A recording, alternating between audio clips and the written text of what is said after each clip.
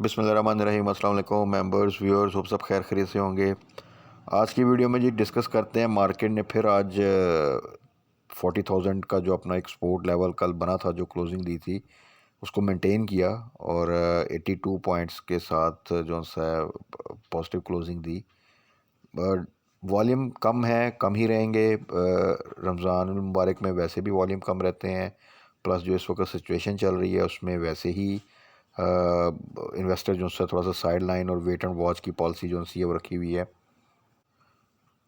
But ये जो डल market होती है, this is a time actually, ये वो फेज़ होता है जिसमें अगर बैड न्यूज़ आके मार्केट एक डिप लेकर और एट द सेम टाइम कोई पॉजिटिव न्यूज़ नहीं होती, उसका वेट कर रही होती है और एक बिल्कुल रेंज बाउंड मूवमेंट जो सी देती है, वॉल्यूम लो हो जाते हैं। तो ये टाइम होता है जहाँ पे आपने थोड़ा सा पेशेंस के साथ चीज़ों को होल्ड करना होता है और अच्छे स्टॉक्स को पैनिक में आके किसी तरह भी सेल नहीं करना, बल्कि उनको अगर थोड़ा सा डिप में मिलें तो एवरेज करना है और होल्ड करना है। तो फिर जैसे ही एक रिकवरी फेज़ आता है या एक बाउंस बैक आता है, तो वहाँ पर आप एक अच्छी प्रॉफिट टेकिंग कर सकते हैं। क्योंकि इस वक्त जो सिचुएशन है वो तो हम सबके सामने है। अब तो ये बार बार चीज़ें वही डिस्कस करनी पड़ती हैं कि आईएमएफ कब आएगा, उसने कोई नई टर्म या कंडीशन रख दी है, इंटरेस्ट रेट मज़ीद इंक्रीज़ होगा, पॉलिटिकल साइड पे कुछ नहीं पता क्या हो रहा है। तो ये चीज़ें तो अब पिछले साल से अगर आप देखें तो चल रही हैं और उसमें मार्केट ने बहुत ज़्यादा एग्रेसिव किस्म की एक डिप भी लिए, एट द सेम टाइम बड़ी एग्रेसिव रिकवरीज भी आई। दो के वो स्पैन जो सा 3-4 हज़ार पॉइंट्स का ही था जिसमें मार्केट मूव करती रही है, लेकिन स्विंग ट्रेड्स बड़ी अच्छी दी स्टॉक्स ने और उससे बेनिफिट उन्हीं दोस्तों ने लिया जिन्होंने टाइमली उसमें एंट्री ली, टाइमली एग्ज़िट लिया। तो वो साथ साथ इस तरह की क्राइसिस में भी कुछ ना कुछ जो है वो गेन करते रहे और ये चीज़ें हम डिस्कस करते रहते हैं साथ साथ। तो कुछ सेक्टर्स, और वो भी मैं बार बार जो सा जिस तरह आईटी सेक्टर है उसको मेंशन करता रहता हूँ। उसकी रीज़न है बिकॉज के मार्केट में तो बहुत से सेक्टर्स हैं, बट ये वो सेक्टर है कि जिसमें अगर आप देखें तो जहाँ पर बहुत से सेक्टर्स में ऑटो सेक्टर है, स्टील सेक्टर है, सीमेंट सेक्टर है, टेक्सटाइल सेक्टर है, इवन बुरी न्यूज़ आ रही होती है, यानी कि वो फैक्ट्री शट डाउन हो रही है।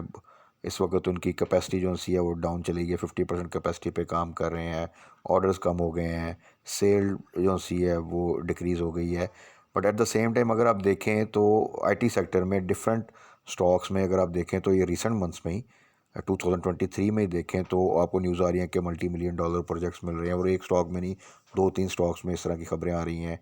तो आप खुद ही अंदाज़ा लगा लें कि ये वो स्टॉक्स और ये वो सेक्टर है जिसमें आगे अगर इस तरह के सिचुएशन में भी वो साथ साथ ग्रो कर रहे हैं, उनको कोई इतना इफ़ेक्ट नहीं पड़ा, तो जैसे चीज़ें बेहतर होंगी तो इनमें कितनी तेज़ी से जो सा वो आप ग्रोथ भी देखेंगे और एक बड़ी बुलिश रैली भी देखेंगे। तो आईटी सेक्टर को इग्नोर करना तो किसी सूरत भी जो सा वो फिजिबल नहीं है प्रेजेंट सिनेरियो में।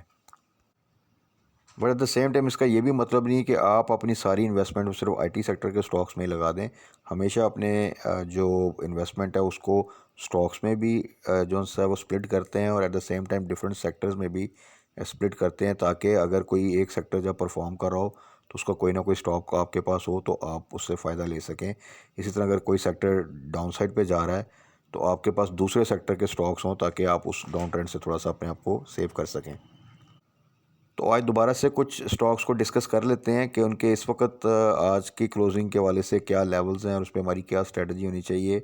और कुछ स्टॉक्स जो से वो बड़ी ज़बरदस्त स्ट्रेंथ शो कर रहे हैं इस डल मार्केट में भी, और ये शो कर रहा है कि आने वाले क्वार्टर्स में जो उनके रिजल्ट्स भी हैं वहाँ पर एक अच्छी रैली जो सी है वो इंशाल्लाह ताला बन सकती है। और उससे पहले थोड़ा सा मार्केट के हवाले से ओवरऑल देख लें तो कल के लिए भी मार्केट में अपनी स्ट्रेटजी यही रखें, अच्छे सेक्टर्स को, अच्छे स्टॉक्स को फोकस में रखें। उनके जो बाइंग लेवल है जहाँ पे वो बॉटम आउट हो रहे हैं या उनकी स्ट्रॉन्गेस्ट सपोर्ट के पास हैं, वहाँ पे उनको टारगेट करें और उसका वेट करें। जब वहाँ पर आए तो वहीं पे बाइंग करें। कोई ऐसी जल्दबाजी करने की ज़रूरत नहीं है। कोई ऐसी सिचुएशन नहीं है पाकिस्तान में कि एकदम आप देखेंगे कोई बुलिश रैली बन जाएगी। तो इसलिए वेट करना ज़्यादा बेहतर है। रादर के हाई साइड पे आप बाय कर लें और फिर जैसे उसमें किसी किस्म की डिप आए तो तब आप पैनिक में और लॉस बुक करें। और अच्छा स्टॉक अगर आपने हाई साइड पे भी बाय कर लिया है तो उसको होल्ड करना है और एवरेज करना है, ना कि उसको आपने लॉस में सेल करना है। तो कल के लिए भी यही स्ट्रेटजी, प्लस आईटी सेक्टर को थोड़ा सा डिस्कस कर लेते हैं उनके स्टॉक्स में। सबसे पहले टैली, क्योंकि टैली आज वॉल्यूम लीडर भी रहा है और टैली ने पिछले दिनों में एक अच्छी मूवमेंट बनाई, एक बॉटम आउट हुआ और वहाँ से आप देखें 6 बिलो गया था और वहाँ से फिर 8 अबव तकरीबन 3 रुपये का उसने जो सा वो आपको गेन दिया। और जब ये 8 से ऊपर की क्लोजिंग आई थी तो यही सजेस्ट किया था कि यहाँ पे उस क्वांटिटी की ज़रूर प्रॉफिट टेकिंग कर रहे जो आपने 6 के आसपास या 6 बिलो बाय किया हुआ है, तो फिर आप एक अच्छा प्रॉफिट जो है वो गेन कर लेंगे। और वहाँ से देखें इसने डिप लिया, लेकिन इसकी एक न्यूज़ मटेरियल इन्फॉर्मेशन वही जो हम डिस्कस कर रहे हैं कि आईटी सेक्टर में अभी भी अच्छी न्यूज़ आ रही हैं। तो इसके जो सब्सिडरी है सुपरनेट, उसने एक $multi-million का जो एक प्रोजेक्ट मिला था उसमें से थर्ड फेज़ जो है वो कंप्लीट किया है और आगे फर्दर एक लॉन्ग टर्म क्योंकि प्रोजेक्ट है तो वो इस तरह एक माइलस्टोन उन्होंने अचीव किया है। तो आईटी सेक्टर में इस तरह की न्यूज़ आती रहती है और ख़ास तौर पे फिर टैली जैसा स्टॉक जो कि बिलो 10 जो सा है वो इस वक्त अवेलेबल है, उसमें इस तरह की न्यूज़ आना तो वो डेफिनेटली एक अच्छा जंप जो सा है वो स्टॉक को दे देता है। बट अब अगेन इसकी सिचुएशन अभी की जो सूरत हाल है इसमें देखें तो 8.15 की क्लोजिंग आई है। तो इसको अभी इसमें अगेन वही स्ट्रेटजी है कि अब अगर आप कल ये थोड़ा सा 8.5 से ऊपर जाए तो फिर या तो 8 का स्टॉप लॉस लगा के होल्ड करें या 8.5 से ऊपर थोड़ी सी प्रॉफिट टेकिंग कर लें तो वो बेहतर है, ख़ास तौर पे उस क्वांटिटी की जो आपने रिसेंट डिप पे बाई की हुई है 7-6 इसके पास। और अभी जब ये 8 से ऊपर इसने रिसेंटली क्लोजिंग दी थी तो वहाँ पे आपने प्रॉफिट टेकिंग नहीं की थी।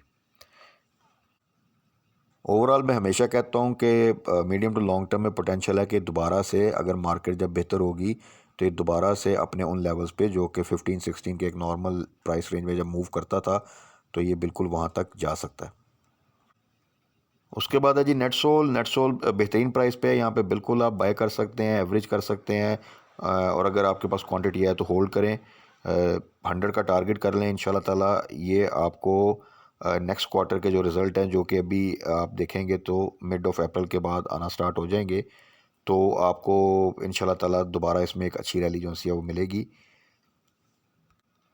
इसकी मटेरियल इन्फॉर्मेशन भी आपसे डिस्कस करते रहते हैं, इनको भी $multi-million के प्रोजेक्ट्स मिले हैं ओवरसीज़ पे। सो आईटी सेक्टर में नथिंग टू वरी, बल्कि अपॉर्चुनिटी कंसीडर करें जब कोई स्टॉक लो साइड पे आपको मिल रहा हो। And NetSol is one of them. बड़ी एग्रेसिव रैली बनती है और बहुत अच्छा गेन आपको यहाँ से दे सकता है।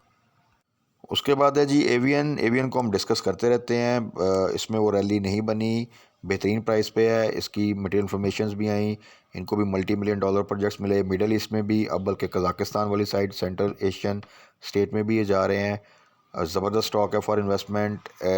जिसकी बोर्ड मीटिंग है उसकी अनाउंसमेंट नहीं हुई, इन्होंने एक्सटेंशन मांगी है इन्होंने भी और सिस्टम ने भी जो एजीएम के लिए भी 30 डेज़ की। तो इसका मतलब है कि थोड़ा सा डिले है बोर्ड मीटिंग में, बट डेफिनेटली अप्रैल में इंशाल्लाह ताला वो अनाउंसमेंट आ जाएगी और फिर इसमें आप एक अच्छी मूवमेंट दे सकते हैं। और अभी ये जो प्राइस है तकरीबन बॉटम आउट हुई हुई है, तो यहाँ पर आप अगर आपके पास ऑलरेडी होल्डिंग है तो होल्ड करें, अगर आप एवरेज करना चाहते हैं तो बिल्कुल कर सकते हैं। उसके बाद सिस्टम। सिस्टम बेहतरीन स्टॉक आईटी सेक्टर का अगर आप कहें तो और ज़बरदस्त गेंद दिया और अब बड़ी ज़बरदस्त स्विंग ट्रेड्स भी दे रहा है।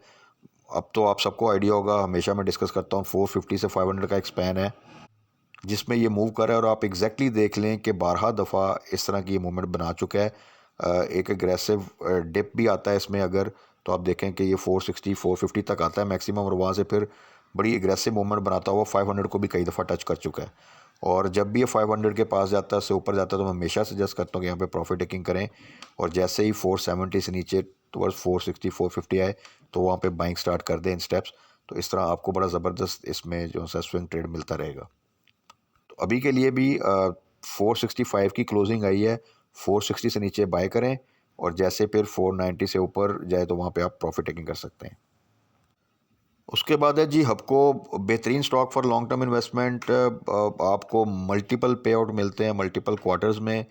जो इसका एक लो लगा था, ये 60 बिलो भी गया था, वहाँ से फिर 75 तक गया, एक कैपिटल गेन भी मिला आप देखें। उसके बाद डिविडेंड भी आया, एक्स भी हुआ और अभी भी 67 पे ट्रेड कर रहा है, which is again a very good price. और इसके बाद फर्दर आने वाले क्वार्टर्स में भी पे आउट भी एक्सपेक्टेड है और यहाँ से एक कैपिटल गेन भी एक्सपेक्टेड है। 80-90 is a very easy target अगर आप इसको थोड़ा सा मीडियम टर्म के लिए लेके चलें, प्लस उसमें जो भी पे आउट कंडीशन होगी वो अलग से है। सो हपको को आप बिलो 70 बाय कर सकते हैं, और अगर ये 65 से नीचे जाता है तो और बेहतर है, उसमें पैनिक की ज़रूरत नहीं बल्कि मज़ीद उसको ऐड अप करें, तो आप उसमें फिर इजीली जो सा है पार्शियल प्रॉफिट टेकिंग 70 टू 75 के दरमियान भी कर सकते हैं।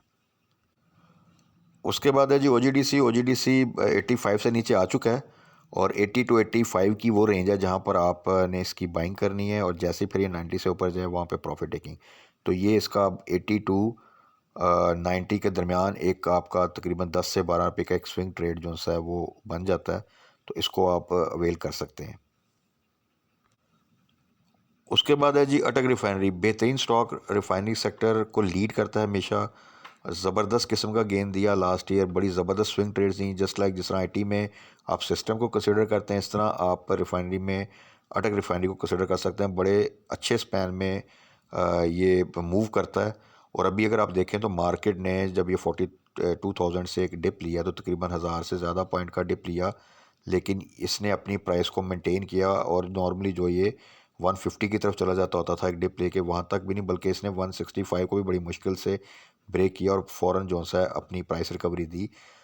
इट शोज़ कि जो इसके रिज़ल्ट्स आ रहे हैं जो आने वाले क्वार्टर्स में, और आपको पता है कि जून क्लोजिंग में इनकी जो एनुअल क्लोजिंग होती है, तो वहाँ तक मेरा ख्याल है कि ये इस दफ़ा बड़ा ज़बरदस्त जो सा है एक रैली बनेगी। थोड़ी सी मार्केट की सपोर्ट चाहिए। ओवरऑल अगर आपके सिचुएशन बेहतर होती है इकनॉमिकली, तो ये आपको इस दफ़ा जो सा बड़ा ज़बरदस्त जो सा गेन दे के जाएगा। तो जिन दोस्तों के पास भी इसकी होल्डिंग है वो इसको होल्ड करें। मेरा ख्याल है कि जो ये भी क्वार्टर की इसकी अनाउंसमेंट आएगी मार्च क्लोजिंग की, तो ये आपको 200 से ऊपर की एक रैली ज़रूर देगा इंशाल्लाह ताला। सो इसको होल्ड करें, और अगर किसी वजह से भी ये आपको 160 से जब नीचे जाता है तो वहाँ पर हम फिर फर्दर डिस्कस कर लेंगे कि कहाँ पे इसकी बाई करने, क्योंकि इनिशियली हमने इसको 150 से नीचे टारगेट किया हुआ था, बट प्रेजेंट सिनेरियो में लग रहा है कि ये 150 से नीचे मुश्किल है जाए। सो अगर 160 से नीचे पोटेंशियल हुआ तो वहाँ पे हम डिस्कस कर लेंगे कि कहाँ पे बाय करना है। अभी के लिए इसका आप इसको जो है वो होल्ड करें। तो ये तो था जी आज की वीडियो, जिसमें हमने कुछ स्टॉक्स को डिस्कस किया जो कि काफ़ी अच्छे स्टॉक्स हैं। कुछ सेक्टर वाइज अगर देखें तो IT सेक्टर इज़ बेस्ट। जिन स्टॉक्स को आपने किसी किस्म की टेंशन नहीं लेनी, इसमें आपने अपनी होल्डिंग रखनी है, उनमें पेशेंस के साथ होल्ड करना है, स्विंग ट्रेड्स को एंजॉय करना है, पार्शियल प्रॉफिट टेकिंग करनी है, पार्शियल होल्ड करना है। तो इस तरह आप साथ साथ एक अच्छा जो सा प्रॉफिट गेन करते जाएंगे।